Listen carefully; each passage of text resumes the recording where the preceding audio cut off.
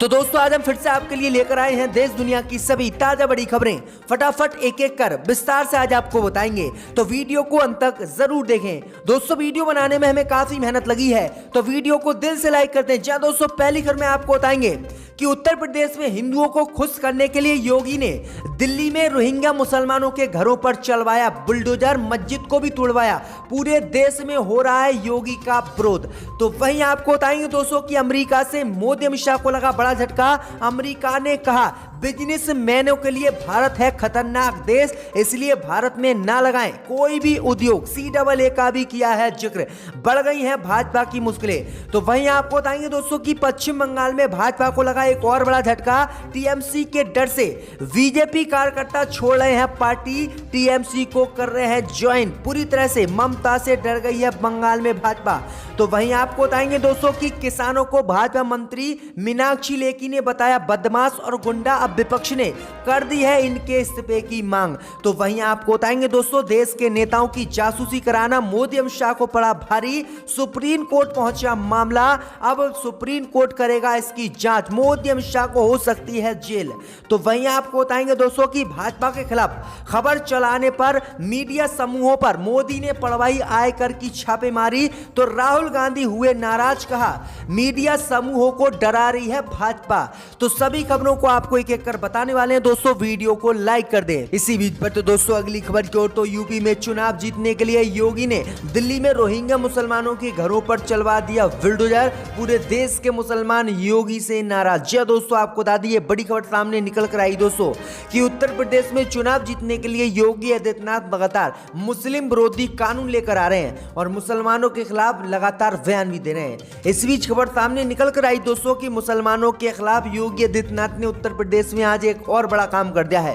दरअसल आपको बता दें कि राष्ट्रीय राजधानी दिल्ली के पास मदनपुर खादर में योगी सरकार ने रोहिंग्या मुसलमान जो कि सरकारी जमीन पर झोपड़ी बनाकर रह रहे थे, ईद के दूसरे ही दिन उन पर बुलडोजर चलवा दिया है और उस जगह को योगी ने साफ करवा दिया है। दरअसल आपको बता दें कि इस जगह पर रोहिंग्या मुसलमानों के 100 परिवार रह रहे थे, लेकिन अब बारिश के समय में योगी आदित्यनाथ ने इन सभी मुसलमानों की झोपड़ियों को तोड़वा दिया है और जगह को खाली करा दिया है, जिसके बाद अब देश के मुसलमान और प्रदेश के मुसलमान लगातार योगी पर हमला बोले हैं। किस तरह से योगी आदित्यनाथ यूपी में चुनाव जीतने के लिए मुसलमानों के घरों पर जो है हमला करवा रहे हैं। इससे पहले योगी आदित्यनाथ ने कई ईदगाह को भी तुड़वाया और कई मस्जिदों को भी उत्तर प्रदेश में तुड़वा दिया है। तो किस तरह से मुस्लिम विरोधी काम योगी आदित्यनाथ कर रहे हैं, आपकी क्या राय है इस खबर पर हमें कमेंट में जरूर बताएं।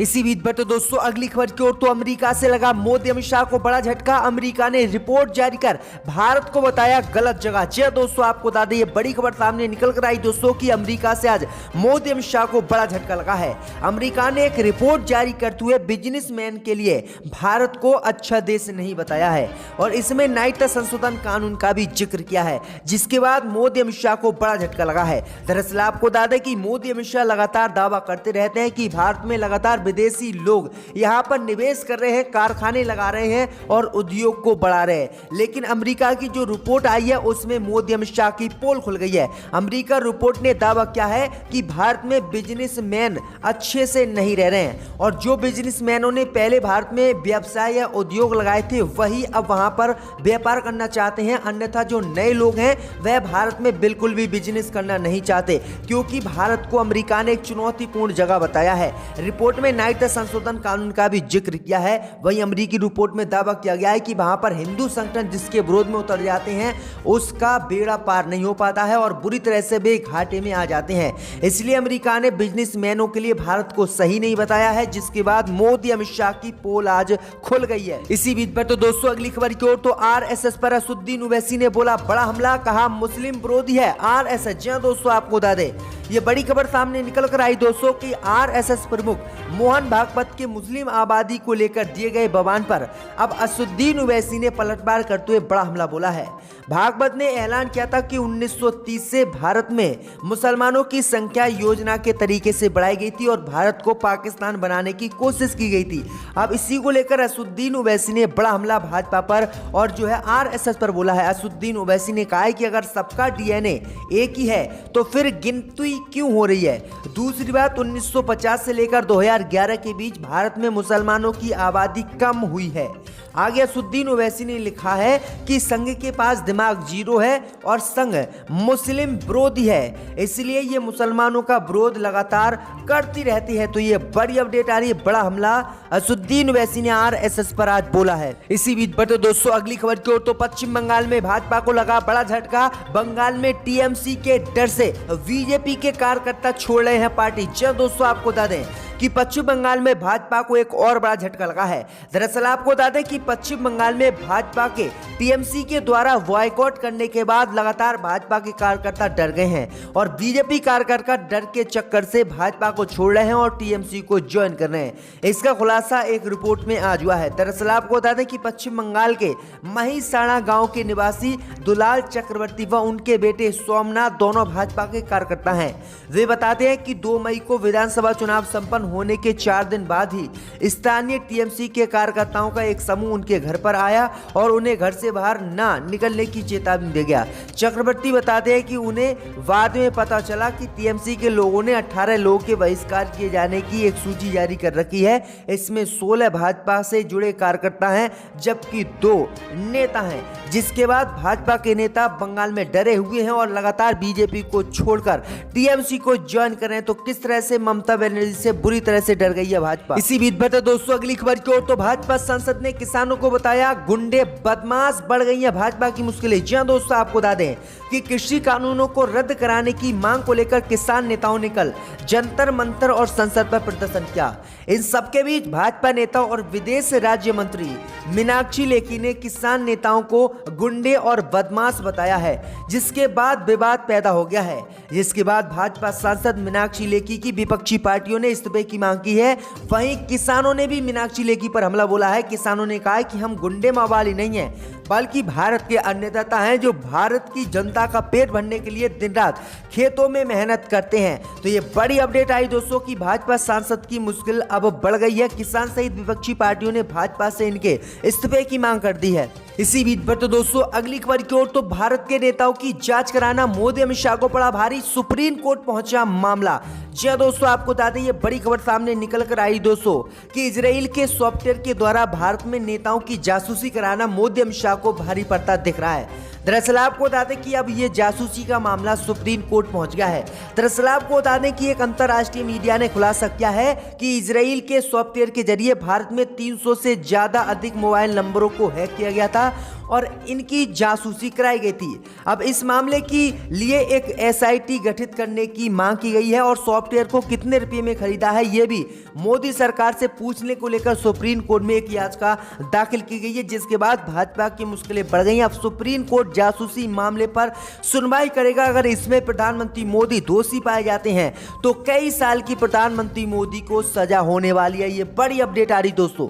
इसी बीच पर तो दोस्तों अगली खबर की ओर, तो हरिद्वार में कुंभ मेले में फर्जी रिपोर्ट घोटाले में पहली गिरफ्तारी पुलिस की गिरफ्त में आया हरियाणा का एक आशीष नलवा। जी हां दोस्तों आपको बता दें ये बड़ी खबर सामने निकल कर आई दोस्तों कि उत्तराखंड के कुंभ मेले में कोरोना वायरस की नेगेटिव रिपोर्ट फर्जी बनवाने के मामले को लेकर पहली गिरफ्तारी उत्तराखंड पुलिस ने की है।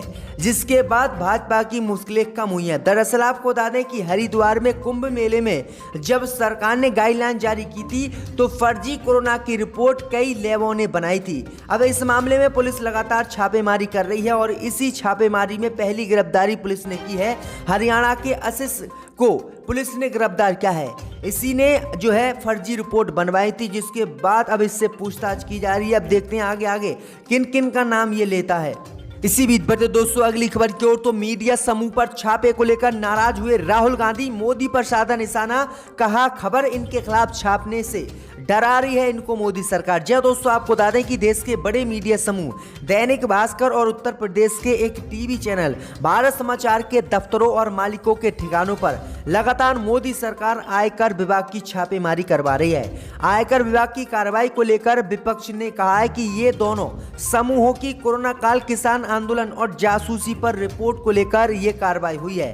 कांग्रेस नेता राहुल गांधी ने भी इस मामले पर ट्वीट किया है और कहा है कि ये सरकार डर गई है जिसके चलते ये सब कर रही है। राहुल गांधी ने कहा है कि ये मीडिया समूह लगातार भाजपा की पोल खोल रहे हैं और इसीलिए इनको दबाने के लिए मोदी सरकार लगातार आयकर विभाग की छापेमारी इन मीडिया समूहों पर पड़ रही है। तो ये बड़ी अपडेट आ रही दोस्तों। राहुल गांधी ने कहा है कि मोदी सरकार इन्हें डरा रही है, इन्हें कमजोर कर रही है, जिससे कि मोदी सरकार के खिलाफ ये कोई भी खबर ना छापे। इसी बीच पर तो दोस्तों अगली खबर की ओर, तो राज्यसभा में जासूसी कांड को लेकर बुरी तरह से घिरी भाजपा।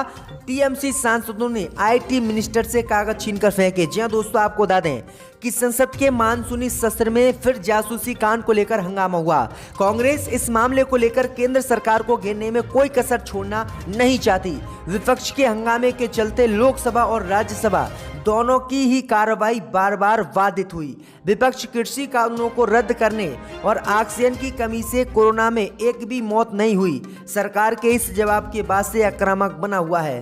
हंगामे के चलते राज्यसभा की कार्रवाई शुक्रवार तक स्थगित करनी पड़ी।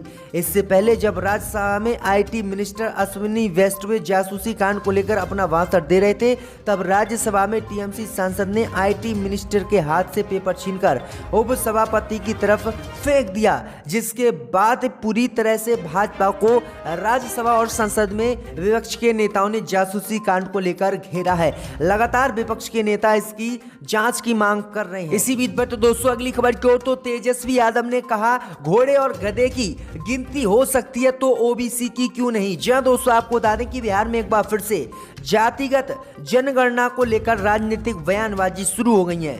बिहार विधानसभा के नेता प्रतिपक्ष तेजस्वी यादव ने इस मुद्दे को लेकर सरकार से सवाल पूछा है। तेजस्वी ने बयान जारी करते हुए कहा है कि बिहार के दोनों सदनों में भाजपा जातीय जनगणना का समर्थन करती है, लेकिन संसद में बिहार की ही कुटपुतली मात्र पिछड़े वर्ग के राज्य मंत्री जातीय जनगणना नहीं कराने का ऐलान करवाते हैं। उन्होंने कहा है कि भाजपा के दबाव में नीतीश कुमार ये फैसला ले रहे हैं, क्योंकि नीतीश कुमार ने भी कई बार ऐसी ही जनगणना बिहार में कराने की मांग की है। तो ये बड़ी अपडेट आ रही दोस्तों। इनकी मोतली को वापस लिया जाए।